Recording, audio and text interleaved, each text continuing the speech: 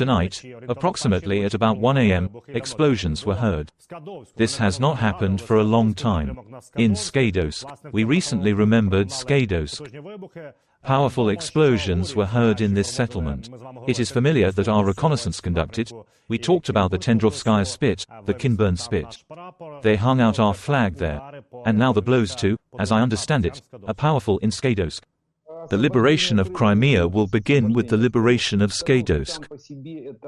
Skadovsk itself is a seaport, through which there is a fairly serious movement of military cargo. And then they are from Skadovsk. Look, there the highway goes from Skadovsk to Ola Pristan, then to Oleshki, and then it went along the Dnieper towards Nova Kakhovka. The so-called Rockade Road, the Rockade Road, here it supplies the Russian troops on the left bank, the main ones. But the main flow of military ammunition goes through the port to Skadovsk.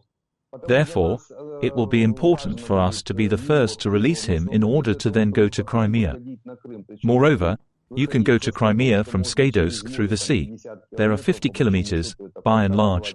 This is 1.5 to 2 hours of movement on certain types of transfer. This is mainly on the boats that we have, that is, a good landing can be organized. Yes, this direction will be one of the main ones. Well, I don't mean exactly a point.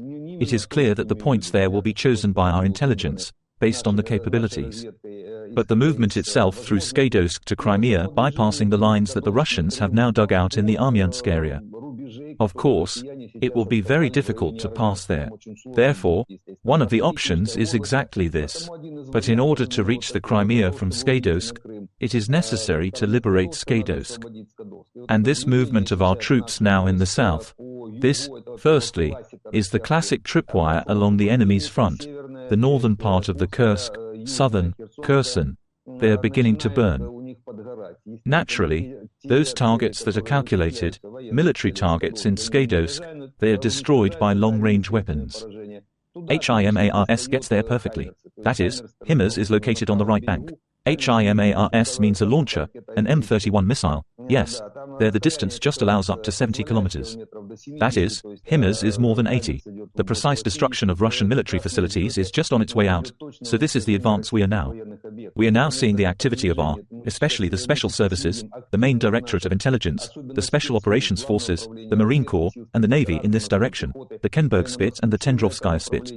By the way, the Tendrovskaya Spit is just connected to the mainland somewhere in the area of Zalazny Port and further Skadovsk. That is, you can see it.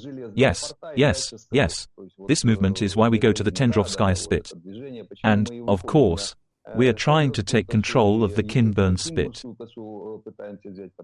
These are just the special services.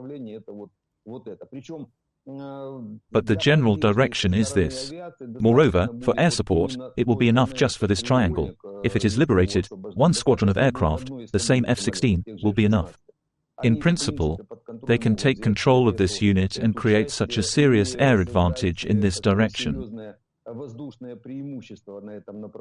One squadron, 12 aircraft will cope with this, in principle, without major problems. 3 links. Each will assume a certain role and air support for our operations. Therefore, without excluding the possibility that one of the operations even this autumn will be directed in this direction.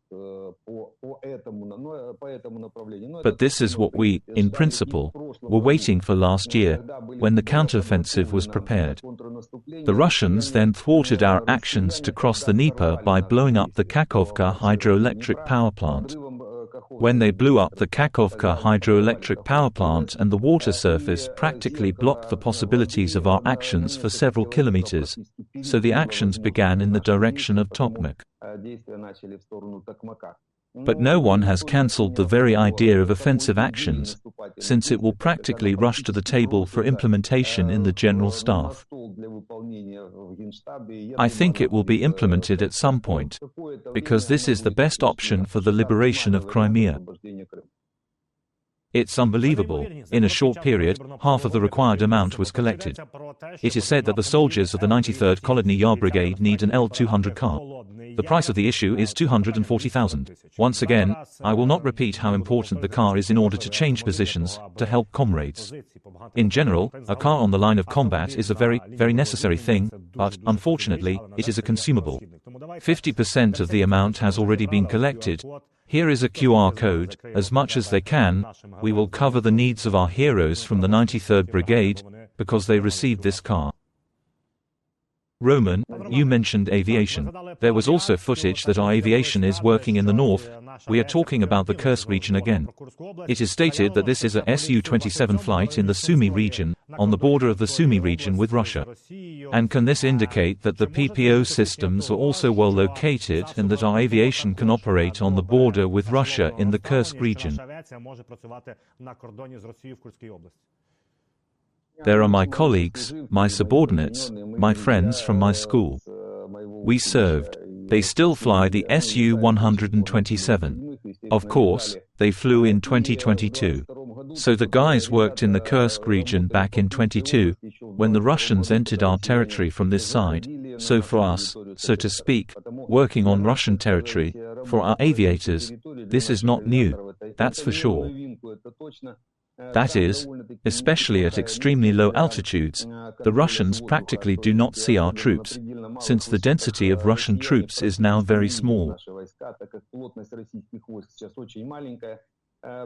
Our electronic warfare system is working well now. There is air support. Since the Su-27 has already begun to fly again, it is a heavy multifunctional fighter.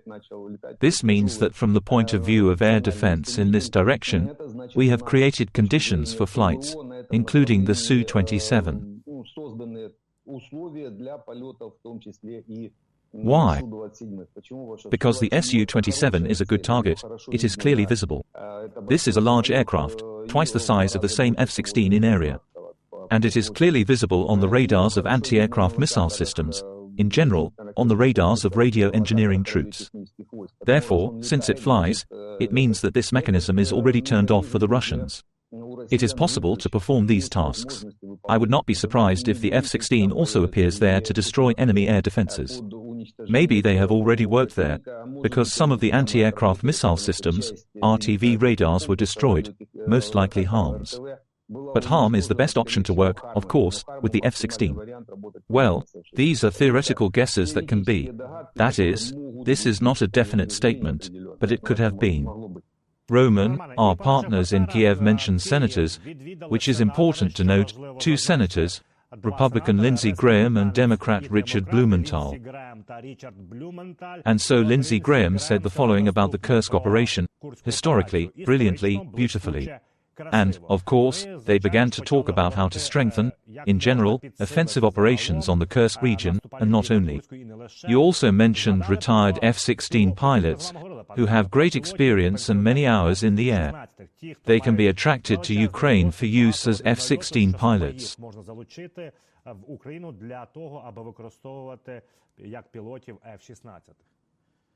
Pilots keep a certain record of flight time, years of service, and for some positions a year for 2, especially jets, if combat, a year for 3.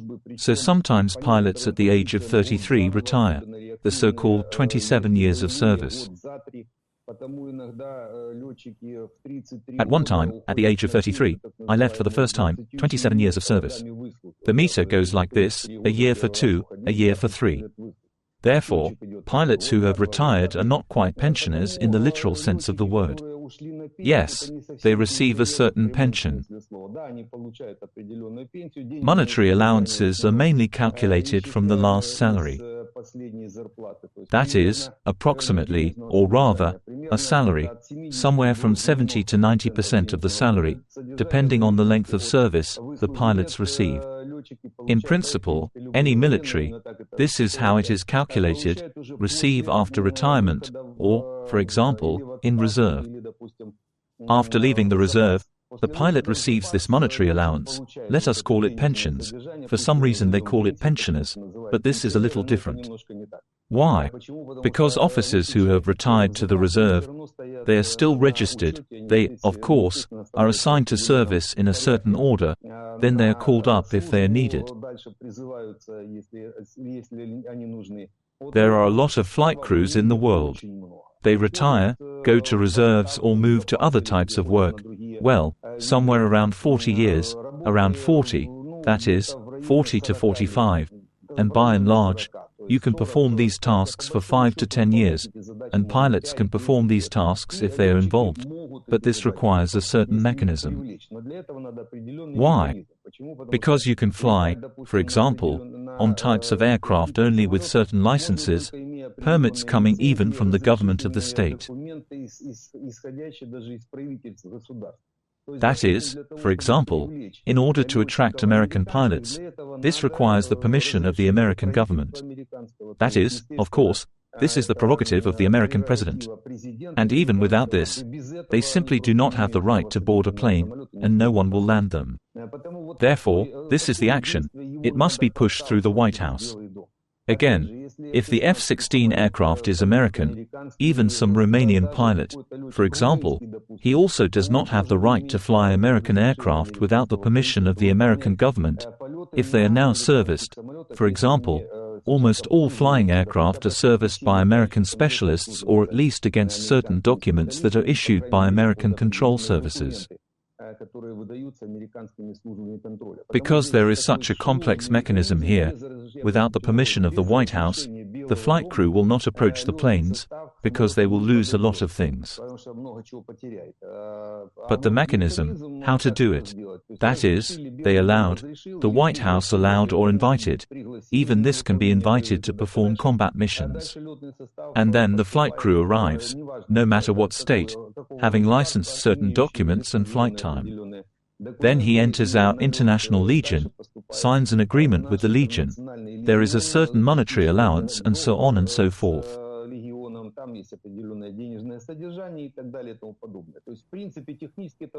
That is, in principle, it is technically possible. We already have thousands of specialists from a large number of countries of the world performing these combat missions. And there are a lot of them on the front line, on the maintenance of equipment. And the same with the planes. Pilots can perform combat missions in the air, and aircraft can also be serviced by specialists from all over the world who have certain license permits to service aircraft. In other words, this mechanism is very interesting for us. Why? Because, in principle, we can get ready-made specialists who will also train our specialists and pilots on our territory. Because there are a lot of instructors, the same F-16. An instructor pilot, he has all the permits to perform combat missions alone, and he has permits to perform instructor flights for training other pilots or retraining, and there are permits to give permission for a training flight. This is a whole process. The same Brown, now the Chief of Staff of these General Americans, he is also a former F-16 instructor pilot, Charles Brown, a general. That is, such mechanisms cannot be launched, and the fact that senators are talking about this is such a good sign.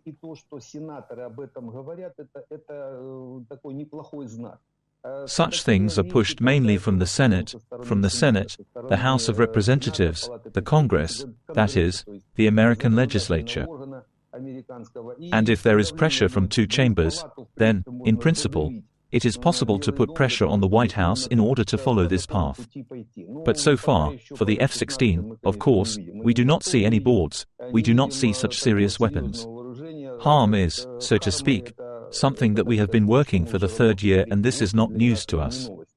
Neither HARMS, nor HIMARS, nor the rest of the equipment that we have. And here is the real equipment that could hit the Russians so seriously, the same JASSM missiles. So they are still gone. There are planes, there are pilots, but there are no actions of these aircraft. There is some accumulation, but so far they are not connected, that is, the F-16s are not connected to serious combat missions.